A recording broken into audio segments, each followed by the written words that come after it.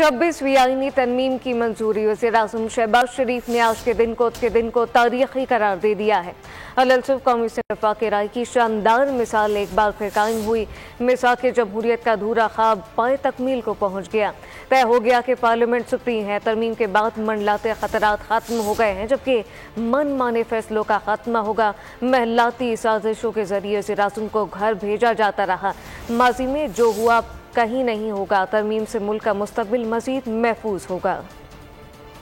आज ये एक तारीखी दिन है और ये जो अल्हम्दुलिल्लाह जो आज अमेंडमेंट आइन में हुई है, ये 26वीं तरमीम हुई है। ये खाली एक तरमीम नहीं बल्कि ये कौमी यकजहती और इत्तफाक राय की एक शानदार मिसाल एक मरतबा फिर कायम हुई। आज इंशाअल्लाह एक नई सुबह तुलू होगी, एक नया सूरज आज निकलेगा इंशाअल्लाह। अल्हम्दुलिल्लाह ये एक माइलस्टोन हमने अचीव किया है। अल्लाह ताला इसमें अब बरकत डाले, पाकिस्तान को अजीम से अजीम तर बनाए और इंशाअल्लाह इस तरमीम के जरिए इंशाअल्लाह जो खतरात जो मंडला रहे थे वो खत्म हो गए और जो बादल जो बरसना चाहते थे वो खत्म हो गए। आज वो अधूरा ख्वाब आज वो पाया तकमील तक पहुंचा।